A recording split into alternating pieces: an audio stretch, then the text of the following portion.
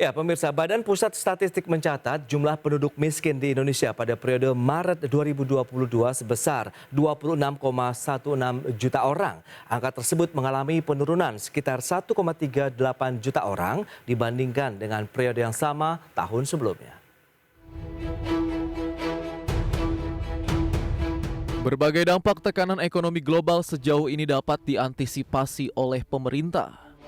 Hal tersebut ditunjukkan dengan pelonggaran kebijakan pandemi COVID-19 yang turut mendorong dunia usaha kembali bergeliat. Hasilnya jumlah penduduk miskin pada Maret 2022 tercatat turun 340.000 orang sehingga angka penduduk miskin pada Maret 2022 tercatat 26,16 juta orang. Bila dibandingkan dengan jumlah penduduk miskin pada Maret 2021, maka jumlah penduduk miskin pada Maret 2022 ini berkurang 1,38 juta orang. Dengan jumlah ini maka rasio penduduk miskin pada Maret 2022 menjadi 9,54% atau turun 0,17% dari September 2021. Angka kemiskinan pada Maret 2022 ini juga mengalami penurunan 0,6% terhadap Maret tahun lalu yang saat itu mencapai angka 10,14%. Penurunan kemiskinan Maret tahun ini disumbang sejumlah faktor di mana pemulihan ekonomi terlihat terus membaik. Namun di sisi lain, terdapat tekanan inflasi yang turut mempengaruhi sejumlah harga kebutuhan masyarakat. Disajikan ya tingkat kemiskinan di bulan Maret itu mencapai 9,54%. Ya, kalau dihitung jumlah penduduknya, ya penduduk miskin di bulan Maret itu masih sebesar 26,16 juta orang, gitu ya. Nah ini bagus. Namun dari catatan BPS, terlihat bahwa jumlah penduduk miskin di bulan Maret 2022 belum membaik bila dibandingkan dengan periode pra-pandemi COVID-19. Di mana pada Maret 2019 jumlah penduduk miskin Indonesia hanya sebesar 25,14 juta orang atau sebesar 9,41% dari jumlah penduduk Indonesia. Dari Jakarta, Raharjo Patmo, IDX Channel. Untuk membahas tema menarik kita hari ini, per Maret 2022 penduduk miskin Indonesia turun. Kita sudah tersambung melalui telepon bersama dengan Bima Yudhistira, Direktur Selios. Selamat pagi, Mas Bima. Selamat pagi, Mas. Iya, salam sehat Mas Bima dengan Prasetyo di studio. Salam sehat, Mas Bas. Baik, terima kasih atas waktu yang disempatkan. Tadi sudah disampaikan begitu, BPS mencatat dari angka kemiskinan di Indonesia ini dari jumlah penduduk kita mengalami penurunan sekitar menjadi ya totalnya kalau kita lihat 26,16 juta orang. Nah ini apa yang bisa dicermati dengan kondisi seperti ini nih Mas Bima? Ya ini kan menandakan ada perbaikan tetapi masih jauh dibandingkan dengan pra pandemi. Karena sebelum pandemi itu hanya 25 juta orang miskin, sekarang jadi 26 juta lebih orang miskin. Oke. Artinya upaya untuk mengembalikan tingkat kemiskinan ke pra pandemi ada beberapa hambatan. Salah satunya adalah masyarakat sudah mulai memang beraktivitas, terutama banyak kelompok miskin ini kan ada di sektor informal ataupun UMKM. Tapi ketika mereka sudah mulai bangkit, mereka dihadapkan pada masalah baru, yaitu kalau jadi pengusaha ataupun pelaku usaha UMKM, biaya bahan bakunya naik, biaya operasionalnya kemudian meningkat. Sementara orang miskin yang bekerja sebagai pekerja penerima upah, tingkat rata-rata upah minimum itu kenaikannya hanya 1%. Belum berbanding dengan kenaikan tingkat inflasi. Sementara per Juni data terakhir inflasi itu 4,3%. Jadi artinya orang-orang yang menerima upah, yang upahnya ada di batas upah minimum, itu sebenarnya secara real terjadi penurunan upah dibandingkan dengan inflasi. Dan ini jadi salah satu warning juga bahwa tidak semua menikmati pemulihan ekonomi yang terjadi saat ini. Masih banyak kelompok miskin yang rentan tergerus inflasi dan masih kesulitan mendapatkan penghasilan seperti sebelum masa pandemi. Baik, tapi kalau kita lihat angka penurunan sekitar 1,38 juta orang ini berarti kan beragam program. Mungkinkah dalam bentuk bantuan sosial yang kemarin sudah dilaksanakan di selama masa pandemi ini cukup berhasil dan meningkatkan mungkin taraf hidup dari masyarakat menengah ke bawah ataupun yang masuk dalam golongan miskin sebelumnya ini, Mas Bima? Ya, terkait dengan bantuan sosial ya, terutama di dalam kerangka PEN, Oke. memang harus diakui itu ada beberapa program yang bisa langsung menyentuh dan memberikan bantuan kepada orang miskin, termasuk orang yang tadinya kelas menengah, kemudian dia jatuh miskin karena pandemi, kehilangan pekerjaan, atau usahanya tutup secara temporer, itu bisa dibantu dengan program-program yang ada di PEN. Tapi catatannya pertama soal pendataan. Tentunya masih ada kesulitan dalam otoritas, terutama yang membuat data terpadu kesejahteraan sosial, untuk mensinkronkan dan memvalidasi orang-orang miskin baru yang ada selama masa pandemi, terutama di perkotaan. Kemudian yang kedua terkait dengan masalah koordinasi antar kementerian lembaga. Karena aturan sempat berubah-ubah, kemudian juga sense of crisis yang ditunjukkan oleh pemerintah daerah tidak merata. Buktinya apa?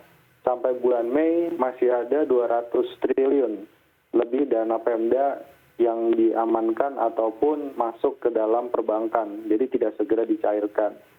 Yang berikutnya lagi tentunya terkait dengan masalah yang sifatnya teknis, yaitu apakah SDM ataupun pejabat pelaksana teknis di tingkat paling kecil di desa, kemudian di kelurahan, itu mereka bisa secepat mungkin untuk mencairkan bantuan sosial, terutama bantuan yang berubahnya signifikan dari dana desa sebelumnya untuk infrastruktur, perbaikan jalan, itu dirubah sebagian menjadi bantuan desa tunai atau bansos tunai, dan itu memerlukan banyak sekali bantuan teknis, pendampingan, sehingga pencairannya pun bisa lebih baik. Baik, tapi sepertinya Anda tidak terlalu happy begitu dengan kondisi yang ada, meskipun angka penurunan kemiskinan di Indonesia turun, tapi ternyata masih ada beberapa kendala yang mungkin ini perlu segera dicarikan solusinya begitu ya, Mas Bima?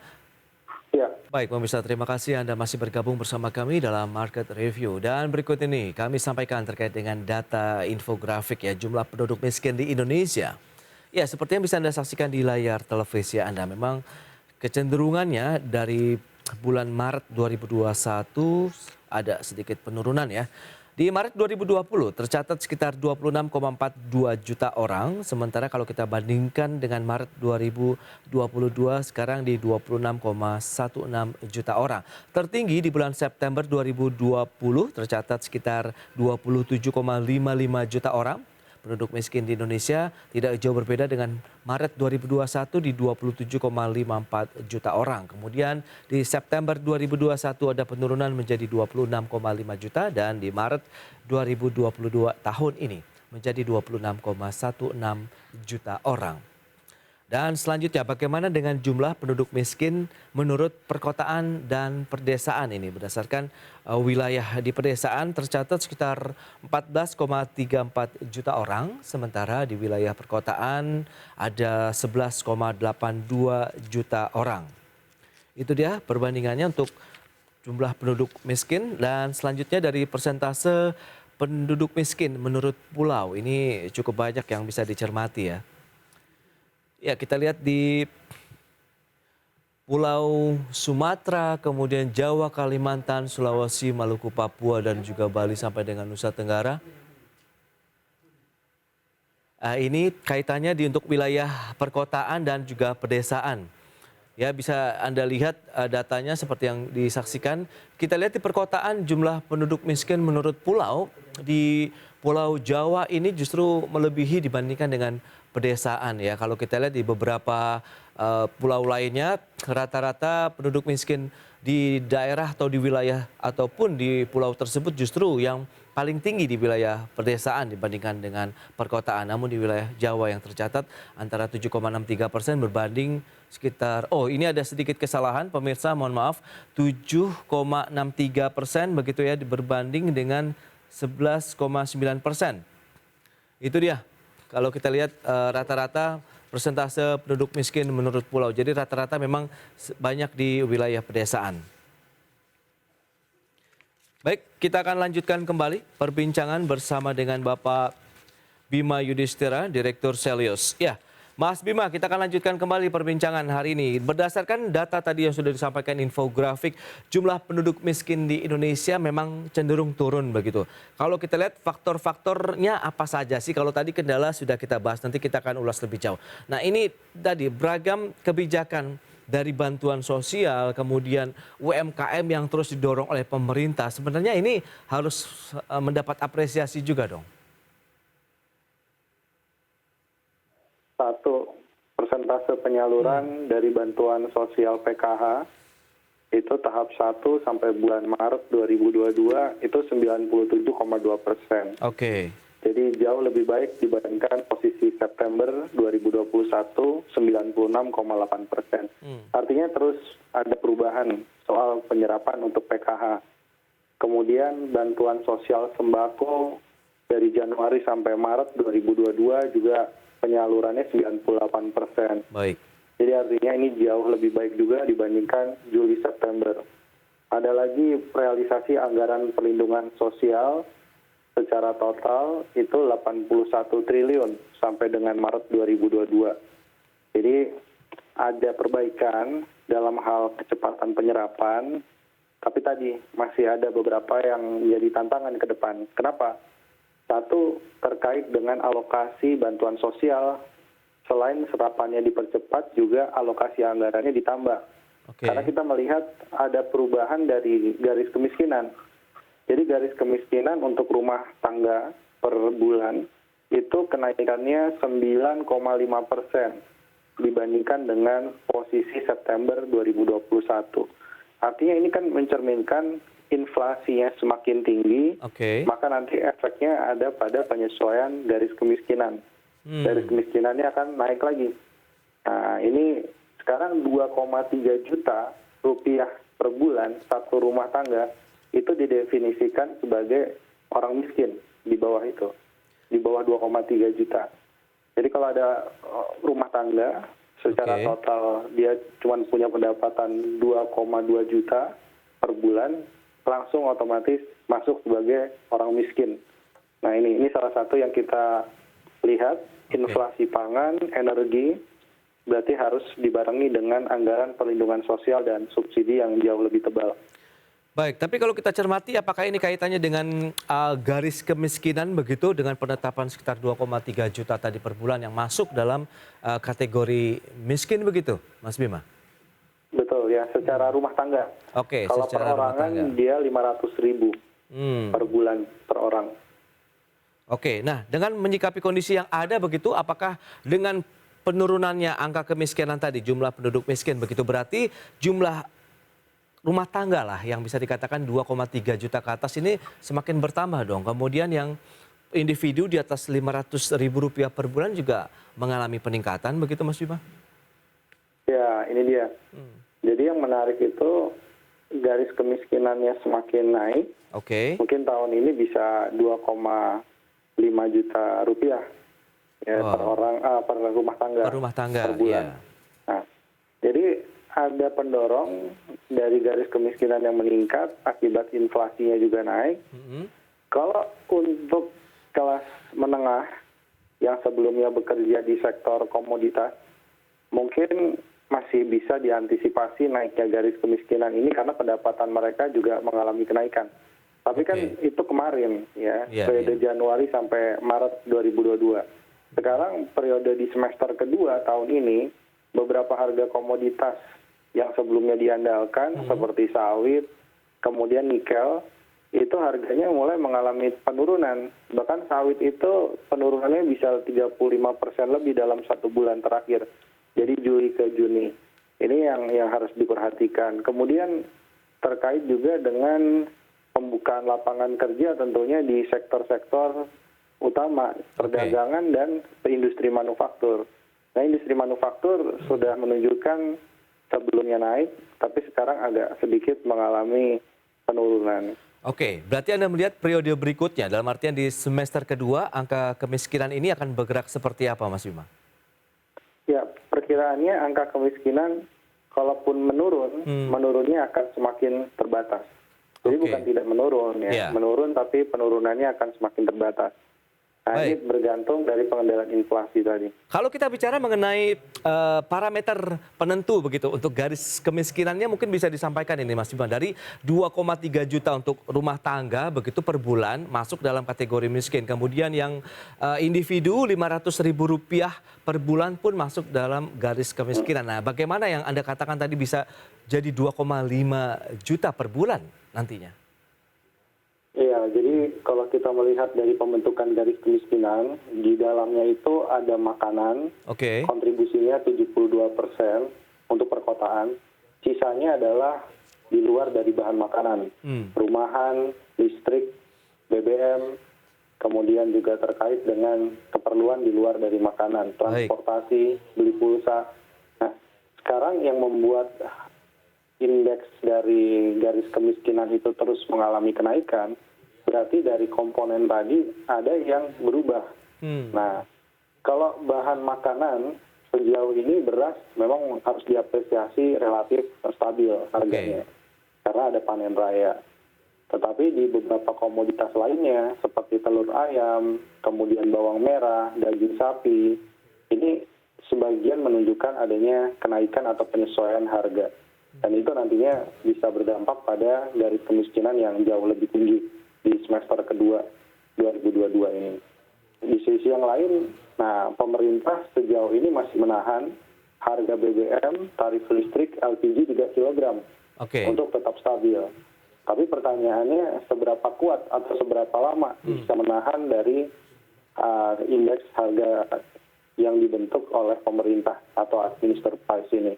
Karena proyeksinya dana kompensasi, kemudian subsidi energi, itu bisa membengkak hingga 500 sampai dengan 600 triliun rupiah. Oke, dan kemarin sudah disetujui untuk ditambah ya Mas Bima ya? Ya, itu sudah. Sebelumnya hanya 150-an triliun. Iya. Jadi bertambahnya cukup signifikan. Oke lah, lantas dengan kondisi yang ada seperti saat ini tadi beberapa kendala seperti UMKM, beban biaya bahan baku, operasional, kemudian dari sisi pengupahan juga nanti juga akan tereduksi dengan inflasi. Ini bagaimana begitu? Apakah tekanan juga justru akan lebih berat begitu di semester kedua ini? Iya, tekanan tentu ada ya, karena kita melihat UMKM itu secara data, indikator maupun ketika turun ke lapangan, mereka semua bilang bahwa kita harapkan pandeminya sudah mulai reda. Ternyata setelah pandemi pun melandai, itu ada tantangan lagi, protokol kesehatan jauh lebih ketat. Ini terutama kena ke UMKM yang ada di sektor pariwisata.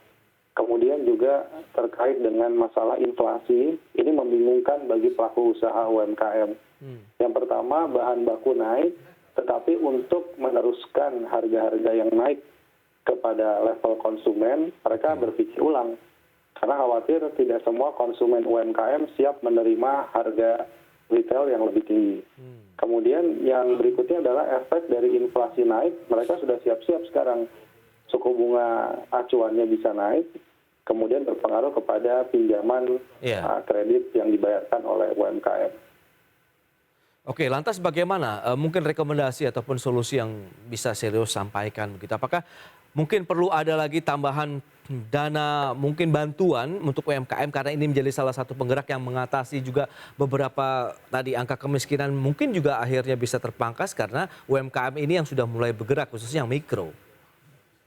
Ya, betul sekali. Jadi untuk yang sektor mikro ini diharapkan masih tetap mendapatkan bantuan permodalan dari pemerintah. Jadi beberapa kebijakan yang dilakukan selama masa puncak pandemi 2020-2021 harapannya masih akan terus dilanjutkan. Kemudian program-program seperti kredit usaha rakyat dengan bunga yang harapannya masih tetap tidak berubah, tidak mengalami kenaikan. Itu plafonnya diperbesar dan sasarannya mungkin lebih banyak ke UMKM yang ada di sektor penyerap tenaga kerja terbesar, yaitu sektor-sektor yang sifatnya padat karya, industri pengolahan, perdagangan, kemudian di pertanian, ini alokasinya harus lebih besar. Dan terakhir tentunya adalah bagaimana menjaga stabilitas harga. Kalaupun ada pembatasan BBM, solar, kemudian juga LPG 3 kg, prioritas pelaku usaha UMKM harus mendapatkan prioritas pendataan yang valid, sehingga mereka tetap berhak sampai akhir tahun, sampai tahun depan mendapatkan alokasi subsidi energi dari pemerintah tadi. Baik, pemerintah sendiri sudah menambah anggaran perlindungan sosial 18,6 triliun sehingga totalnya sekitar 431 triliunan begitu di tahun 2022 ini. Bagaimana Anda melihat besaran anggaran yang sudah disiapkan? Apakah bisa menjadi bumper juga nih menyikapi kondisi yang ada saat ini di tengah tekanan inflasi, kemudian ada kekhawatiran kenaikan suku bunga acuan yang juga akan meningkatkan lagi suku bunga pinjaman nih dari teman-teman UMKM?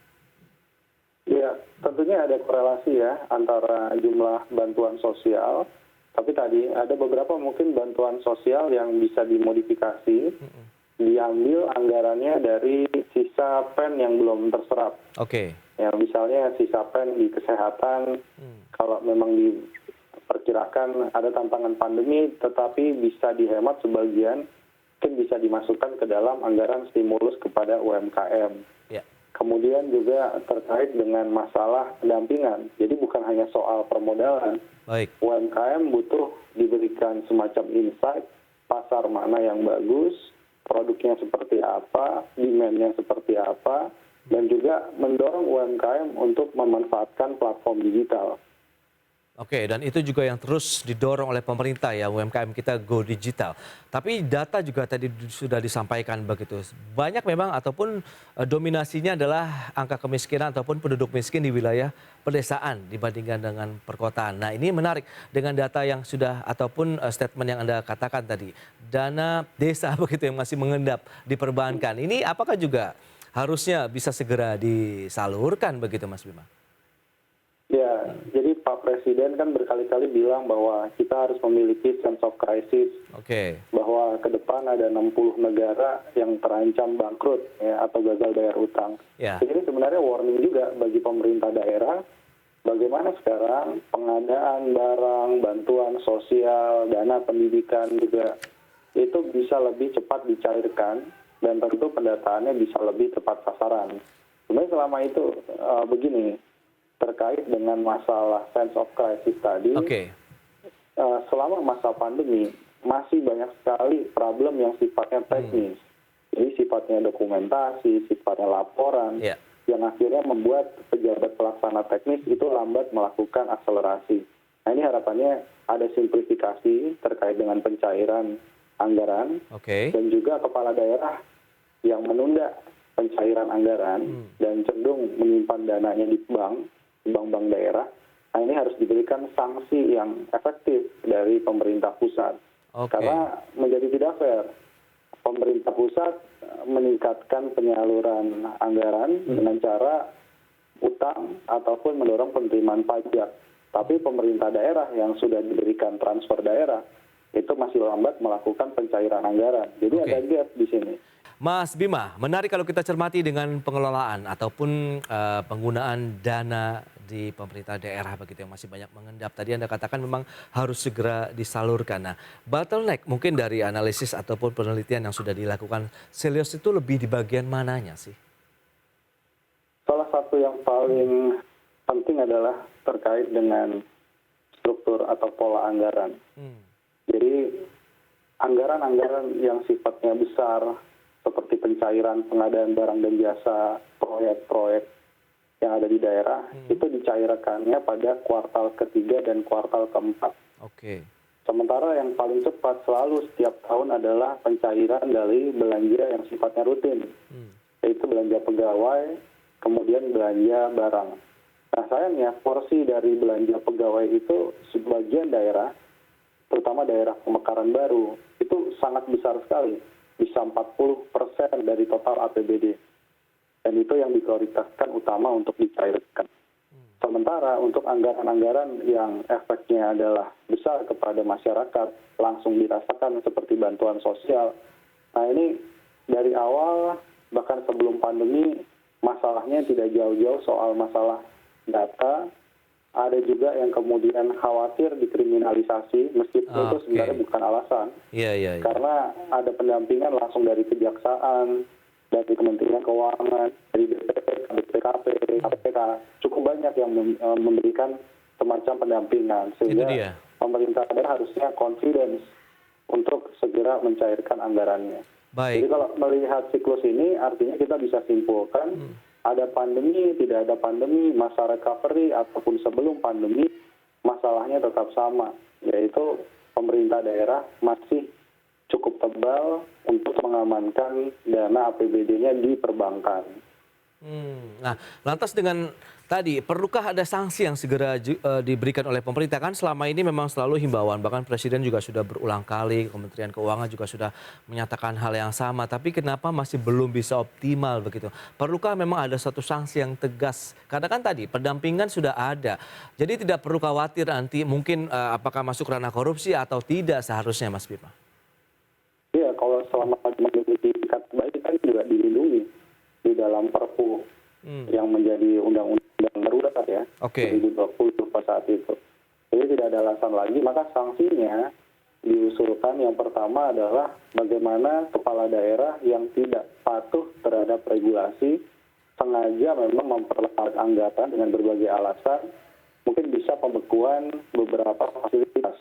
Oke. Ya, seperti misalnya tidak menerima gaji pokok selama beberapa bulan, kemudian juga anggaran ke depannya bisa dipangkas signifikan ya. Anggaran maksudnya yang berkaitan dengan birokrasi ataupun operasional dari kepala daerah atau pengurus di daerah yang merupakan komponen utamanya.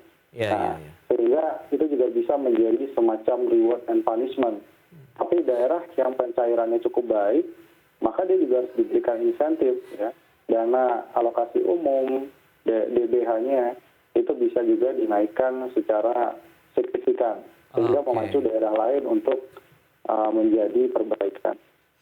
Baik, lantas kita cermati juga Kementerian Keuangan sudah merilis laporan begitu realisasi untuk APBD itu 175,86 triliun rupiah di bulan April 2022 atau baru mencapai sekitar 15,66% nih terhadap APBD-nya sendiri. Bagaimana Anda melihat dengan kondisi real saat ini? Apakah tahun ini juga akan berlangsung sama begitu sampai dengan akhir tahun? Ya, untuk tahun ini perkiraannya memang masih banyak pemerintah daerah juga yang khawatir ya, bahwa anggaran ini juga bergantung dari transfer dari pemerintah pusat. Oke. Jadi apakah pemerintah pusat juga defisit anggarannya bisa dikelola dengan baik, sehingga pencairan anggaran di level daerah juga bisa tepat waktu. Oke. Ya, apalagi tadi banyak anggaran yang mungkin pemotongan ini bukan berhenti di kementerian lembaga, tapi juga dana transfer daerah. Ini bisa dilakukan berbagai pemotongan untuk mengamankan subsidi energi, kemudian juga untuk perlindungan sosial di level pemerintah pusat.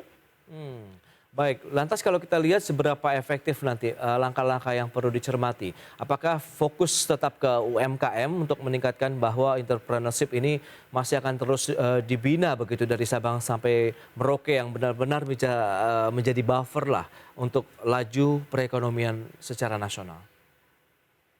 Ya, saya kira UMKM tetap harus menjadi mainstream karena bagaimanapun juga 97% dari total serapan tenaga kerja itu ada di UMKM dan kontribusinya memang sangat besar terhadap ekonomi. Tinggal tantangannya tentu beda. Kalau sebelumnya menghadapi pembatasan sosial yang ketat selama pandemi, nah sekarang mungkin tantangannya menjadi lebih kompleks karena ada inflasi, ekspor juga.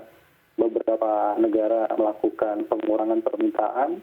Nah, UMKM yang ingin melakukan perubahan, ingin melakukan kenaikan omset, mereka juga harus menjadi sebuah strategi yang berbeda dan perlu diberikan bantuan. Jadi bantuannya pun juga tidak hanya sekedar bantuan permodalan, tapi juga bantuan tadi yang lebih penting, pendampingan, kemudian sertifikasi jika UMKM-nya berorientasi pada ekspor, dan memanfaatkan platform digital. Karena baru 20-25% UMKM yang memanfaatkan platform digital. Baik, berarti tantangan masih tetap ada begitu ya. Meskipun kita tahu angka kemiskinan berhasil ditekan, tapi beberapa tantangan berikutnya ini juga yang masih perlu dicarikan solusinya. Sehingga di tahun 2022 ini benar-benar target pemerintah untuk menekan terus angka kemiskinan kita juga akan bisa berhasil optimal. Baik, Mas Bima, terima kasih banyak atas informasi kemudian sharing yang Anda berikan untuk pemirsa ID Channel pada hari ini. Selamat melanjutkan aktivitas Anda kembali dan salam sehat, Mas Bima. Terima kasih.